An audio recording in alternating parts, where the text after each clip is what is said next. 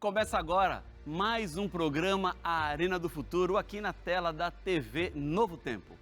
Que bom que você está comigo mais uma vez para estudarmos a palavra do Senhor. Essa palavra que nunca volta vazia. Essa palavra que nunca fica desatualizada. Deus sempre tem algo a nos dizer e eu e você vamos demonstrar sabedoria se nós estudarmos a Bíblia e vivemos exatamente como Deus espera que vivamos. O nome do programa é A Arena do Futuro. A Arena porque discutimos a Bíblia e do futuro porque estudamos as profecias. O tema de hoje vai falar sobre impérios em conflito.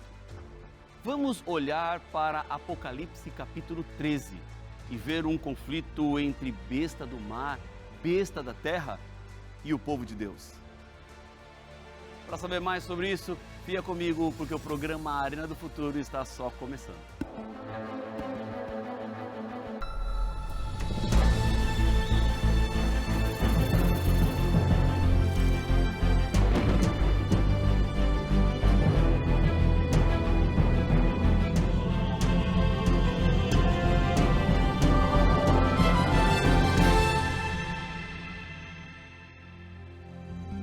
Já estamos de volta com o programa Arena do Futuro e eu tenho para você agora um convite. Sabe aqueles convites que a gente recebe que são imperdíveis? Que não dá para deixar passar? É o convite que eu tenho para agora, neste momento, porque é muito especial. Você sabe que aqui na Novo Tempo nós temos a maior e melhor escola bíblica do mundo. E essa escola bíblica está com as matrículas abertas e você não paga mensalidade também. Porque o que nós queremos é que você continue estudando a palavra de Deus, se aprofundando naquilo que Deus deixou como revelação. Porque a Novo Tempo é uma grande escola bíblica, que usa rádio, TV, internet, as mídias no geral, para apresentar boas novas de salvação para quem ainda não conhece. Hoje eu quero te apresentar uma série de estudos que eu tenho a alegria de ser o autor, que se chama A Cura do Pecado. São temas bíblicos espalhados em 8 lições especiais, onde vamos tratar sobre a origem do mal, a queda do ser humano, o plano da salvação, o sábado, a lei de Deus, onde estão os seres humanos quando morrem e, acima de tudo, a esperança final da restauração e da regeneração da vida. Este material vai chegar para você gratuitamente na sua casa, mas você tem que ser aluno da nossa escola bíblica. E para ser aluno é muito fácil, é muito simples. Envie uma mensagem para nós no WhatsApp 12 98244 0077. Ou você pode ir diretamente para o nosso site novotempo.com/escola bíblica. Está aparecendo agora na tela da TV Novo Tempo um QR Code. Se você apontar a câmera do seu celular, você vai ser levado diretamente para o nosso site, tá bom? Eu estou aqui com a minha Bíblia, eu espero que você também esteja aí com a sua Bíblia ou com algum equipamento que você tenha com o aplicativo da Bíblia para olharmos aquilo que Deus deixou escrito, porque você sabe, aqui no programa A Arena do Futuro, tudo começa na palavra. Você facilmente vai encontrar na internet informações sobre uma tal nova ordem mundial. O termo se refere a uma teoria conspiratória de que supostamente certas elites políticas e governos do mundo planejam a implantação de um governo global totalitário. O mundo tem passado por muitas mudanças. Depois da Guerra Fria, houve uma mudança no plano geopolítico internacional que trata das relações entre força e poder dos Estados nacionais. Com a queda do Muro de Berlim em 1989 e o esfacelamento da União Soviética em 1991, o mundo se viu diante de uma nova configuração política. A soberania dos Estados Unidos e do capitalismo se estendeu por praticamente todo o mundo. E a OTAN, que significa Organização do Tratado do Atlântico Norte, se consolidou como o maior e mais poderoso tratado militar internacional. O planeta, que antes se encontrava na denominada ordem bipolar da Guerra Fria, passou a vivenciar um novo plano político. Embora, em meio a tantas transições e conspirações, a ideia de uma nova ordem não é tão nova assim.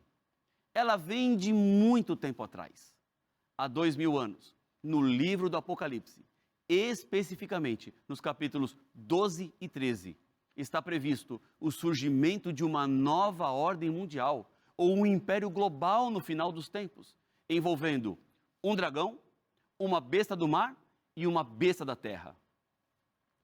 Juntos, eles buscam fidelidade mundial, lealdade e adoração, emprestando forças uns aos outros.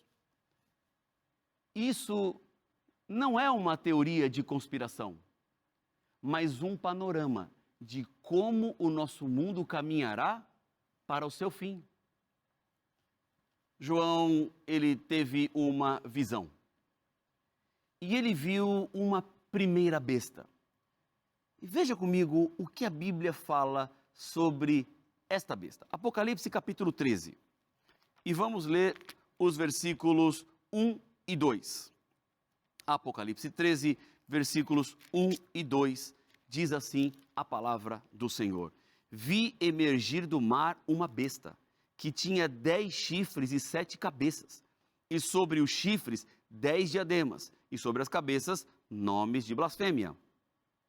A besta que vi era semelhante a leopardo, com pés como de urso e boca como de leão, e deu-lhe o dragão o seu poder, o seu trono e grande autoridade.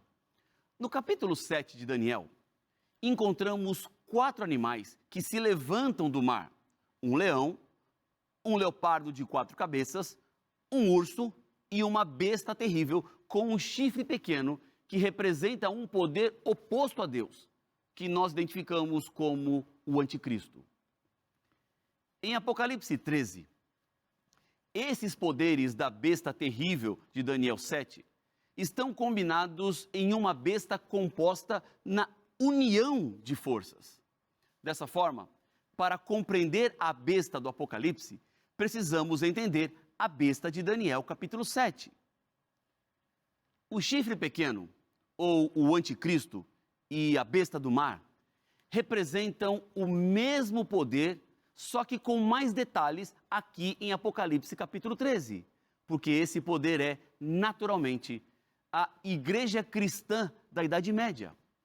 João nos dá características para identificar quem é esta besta do mar.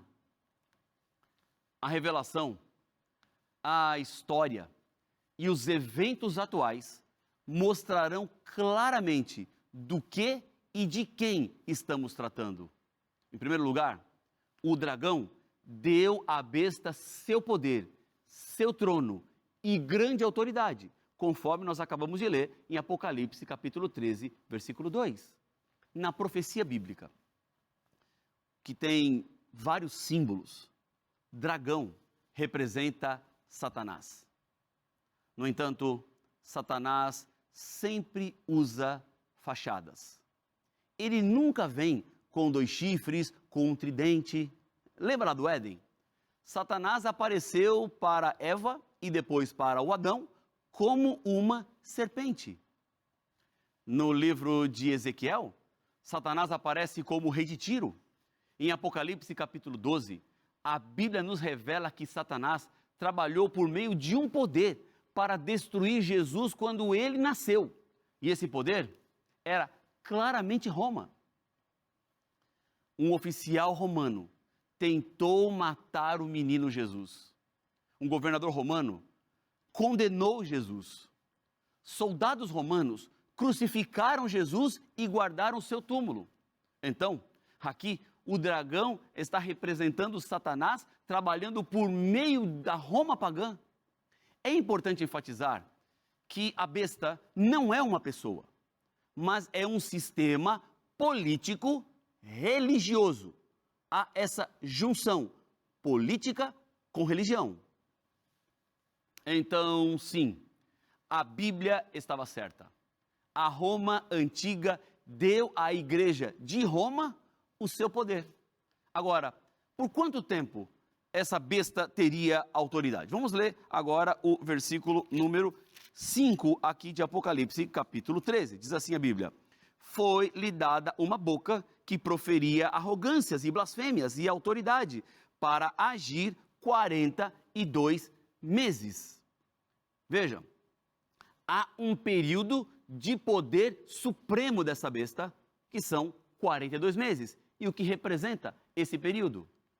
Nos tempos bíblicos, o calendário que era seguido não era o solar, como o que usamos hoje aqui no Ocidente, mas o calendário era o lunar, com 12 meses de 30 dias, que faziam um ano com 360 dias. Para compensar a diferença com o calendário solar, a cada 5 anos, o ano tinha 13 meses de 30 dias. E assim, os dois calendários ficavam sincronizados. Portanto, não havia as diferenciações de dias como temos hoje. Todos os meses tinham a mesma quantidade. Portanto, esses 42 meses representam 1.260 dias. Nas profecias, devemos entender que houve uma redução do tempo. E quando há uma redução do tempo, ocorre também uma redução dos símbolos proféticos. De acordo com Ezequiel, capítulo 4, versículo 6, um dia, na profecia bíblica, equivale a um ano no tempo literal. Sendo assim, os 1.260 dias proféticos, porque são os 42 meses, significam 1.260 anos literais. Esse período começa exatamente quando o imperador Justiniano deu poder político à autoridade religiosa do bispo de Roma, e isso aconteceu no ano 538 da nossa era. A história revela que a igreja medieval dominou a Europa Ocidental especificamente por 1.260 anos. Se começou em 538, vai terminar no ano 1798, somando os 1.260 anos. Exatamente como o Apocalipse previu.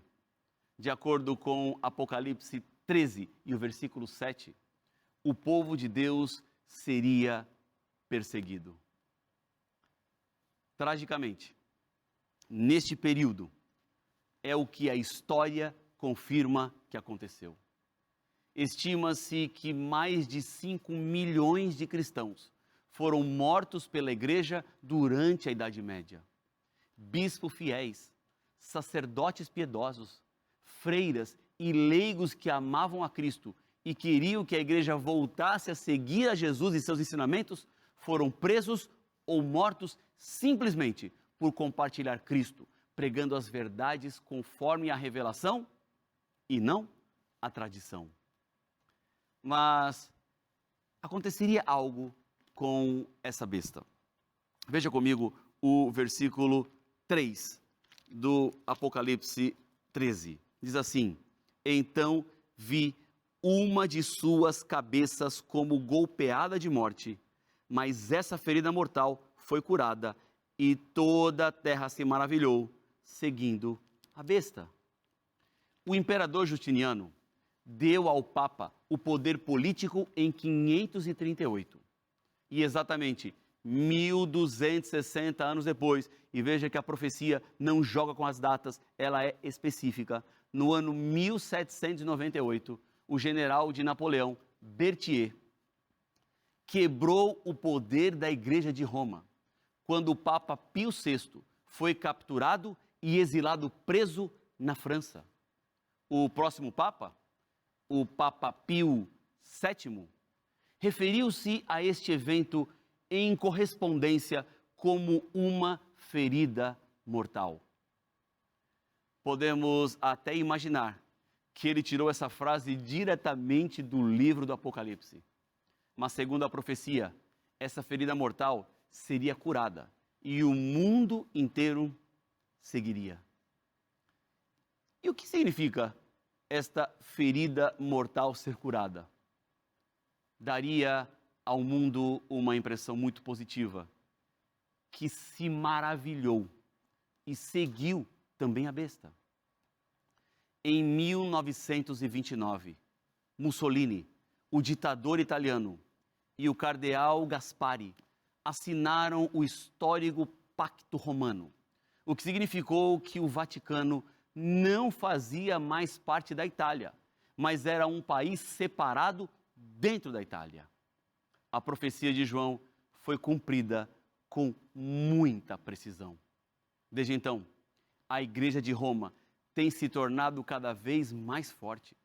Na verdade, passou de ferida mortal para a proeminência global. A Igreja de Roma tem experimentado um incrível poder político global. Por exemplo, mais de 100 nações têm diplomatas do Vaticano. Nos últimos anos, líderes políticos e nacionais de vários lugares, incluindo Estados Unidos, Rússia, França, Austrália, Cuba e até a rainha da Inglaterra, buscaram audiências com o bispo de Roma. Hoje, vemos o papado mais ativista da história moderna. Segundo o Dr. Brian Hare, professor de Ética e Política Internacional na Escola de Serviço Exterior da Universidade de Georgetown, desde a Idade Média, não se pode encontrar uma concepção comparativamente ampla da atividade papal. O Vaticano age como um Estado, mas não simplesmente um Estado. No livro chamado Chaves do Seu Sangue, escrito pelo ex-padre jesuíta Malak Martin, que é um devoto católico romano conservador, ele diz o seguinte: aos olhos seculares, a Igreja Romana está sozinha. O Papa é, por definição, o primeiro líder geopolítico de pleno direito do mundo. Mas a Igreja de Roma não é apenas um poder político global, mas também um poder religioso global e uma força no mundo da espiritualidade. Há alguns anos atrás, a cúpula de oração de Assis foi convocada pelo Papa. Aproximadamente 160 líderes e representantes de grupos divergentes compareceram, entre eles judeus, muçulmanos, budistas, sikhs, anglicanos, ortodoxos, igrejas reformadas e o Conselho Mundial de Igrejas. Que líder religioso poderia promover esse encontro, se não o bispo de Roma? Não há dúvida de que Roma está em ascensão no mundo cristão. A besta do mar é inquestionavelmente a Igreja de Roma. Agora, surge uma segunda besta. Veja o que a Bíblia diz em Apocalipse 13, versículos 11 em diante. Diz assim: vi ainda outra besta emergir da terra. Possuía 2 chifres, parecendo cordeiro, mas falava como dragão. Exerce toda a autoridade da primeira besta na sua presença. Faz com que a terra e seus habitantes adorem a primeira besta, cuja ferida mortal fora curada. Também opera grandes sinais, de maneira que até fogo do céu faz descer a terra diante dos homens. Uau! Que sinal! O livro do Apocalipse nos dá informações importantes para a identificação dessa besta que surge da terra. Ou seja, surge de uma região relativamente despovoada, diferentemente da primeira besta.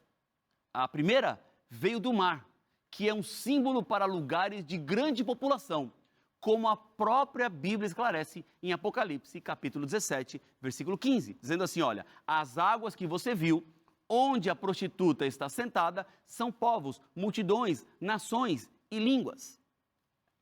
A besta do mar representa a Igreja de Roma, que surgiu na populosa Europa Ocidental.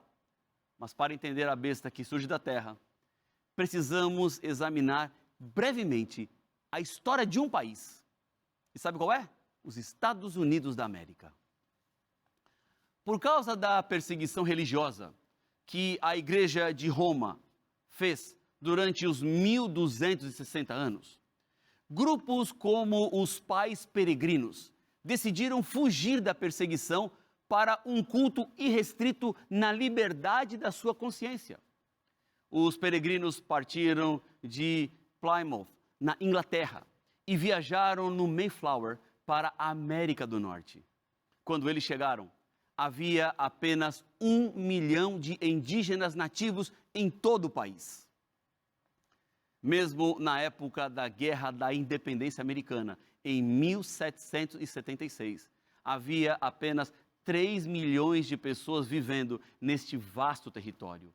Assim, como a Bíblia indicava pelo símbolo de terra em contraste com o mar, era uma região muito escassa ou relativamente despovoada em contraste com os milhões da Europa. Esse poder surge por volta de 1798.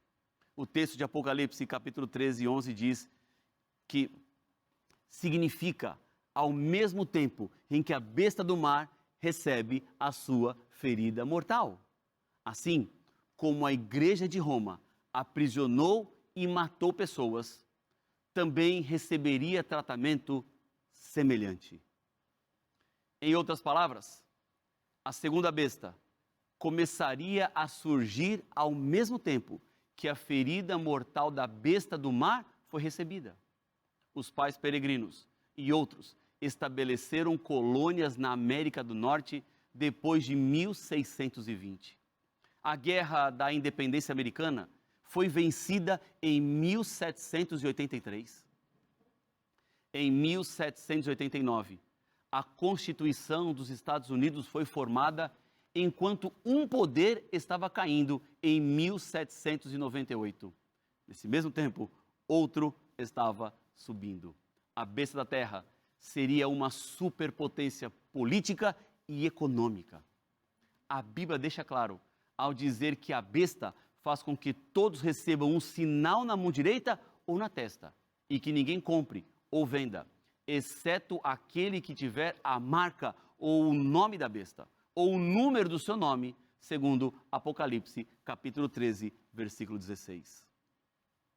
Se você pode fazer com que o mundo inteiro não seja capaz de comprar ou vender, você tem influência de superpotência econômica. Quem é que questiona que os Estados Unidos são a superpotência econômica, política, global mais dominante do mundo nos nossos dias? A besta da terra une forças com a besta que sobe do mar, de acordo com Apocalipse, capítulo 13, versículo 12. Os Estados Unidos da América estão se aproximando e unindo forças com a Igreja de Roma. Uma previsão surpreendente quando você considera que os Estados Unidos começaram com um movimento para escapar da opressão papal. Agora, essa besta fará algo nos momentos finais da história. Veja o versículo número 14 de Apocalipse 13. Seduz os que habitam sobre a terra por causa dos sinais que lhe foi dado executar diante da besta, dizendo aos que habitam sobre a terra que façam uma imagem à besta, àquela que, ferida à espada, sobreviveu. Uma imagem é uma semelhança de algo ou uma réplica de algo. Em seu coração, a besta do mar, ou a Igreja de Roma, funcionava como uma aliança de igreja e Estado. Os bispos de Roma trabalharam com os líderes políticos para alcançar seus objetivos, e é por isso que na Revolução Francesa, os franceses se livraram da monarquia e da religião. O povo estava cansado da igreja e do Estado, vivendo no luxo, enquanto eles morriam de fome. Portanto, a Bíblia está prevendo que a América protestante um dia fará uma imagem da besta, uma aliança entre igreja e Estado, entre governo e religião. Eles trabalharão juntos para que cada um possa alcançar os seus objetivos, exatamente como aconteceu na Idade Média. O que nos leva à afirmação de que a besta da terra tem 2 chifres, como um cordeiro, mas falava como um dragão, de acordo com Apocalipse 13:11. Os Estados Unidos nasceram com 2 grandes pontos fortes: liberdade religiosa e liberdade civil, onde o povo poderia escolher seus próprios líderes políticos. Além disso, o governo não deveria usar seu poder para impulsionar as agendas religiosas de qualquer grupo religioso. No entanto, hoje, essa parede parece estar desmoronando. Grupos, especialmente protestantes, estão negando que tal muro exista. A profecia bíblica está se cumprindo. Há uma influência crescente da Igreja de Roma e dos Estados Unidos em uma aliança fortalecida. Tudo isso diz que Jesus está voltando. E Ele está voltando em breve para levar os seus amigos para casa. Por razões de trabalho, eu preciso viajar constantemente. Gosto de estar nos lugares, com as pessoas, participar de eventos onde a Bíblia é pregada e muitas pessoas tomam decisões por Cristo. Mas eu também gosto muito de voltar para casa. Quanto mais me aproximo de casa, mais sinto vontade de chegar. Da mesma maneira, à medida que a nossa jornada se aproxima do fim, vamos sentindo mais vontade de ver Jesus voltar. O mundo está cada vez pior e somente no império eterno de Cristo encontraremos a paz e a vida eterna. O capítulo 3 de Apocalipse nos diz que estamos quase em casa. Já podemos ouvir os passos de um Deus que se aproxima. Estamos nos momentos finais da história. Estamos às portas da eternidade. Jesus está vindo. E a minha pergunta é: e você? Está pronta? E você? Está pronto? Eu estou falando contigo, que está aí lavando louça agora, que está ouvindo o programa Arena do Futuro. É com você. Toda a história está nas mãos de Deus. E Ele pode hoje assumir o controle da sua história. Mas é preciso dar um passo de fé. Chega um momento que você precisa tomar uma decisão. Amanhã pode ser tarde. E o que Deus espera é que agora, nesse instante, você se entregue completamente nas mãos deste Deus que não falha, que se importa com você, que está atento às suas necessidades.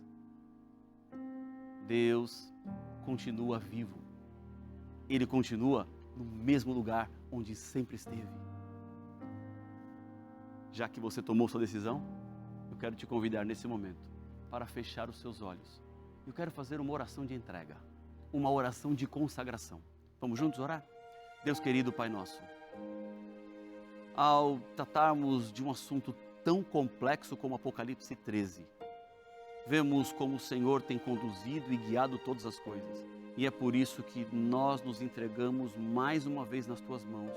Levanta o Teu Espírito sobre nós, ajuda-nos a sermos aquilo que o Senhor espera e que vivamos de acordo com o Teu querer, nos preparando para os eventos finais. É o que eu lhe peço no nome de Jesus.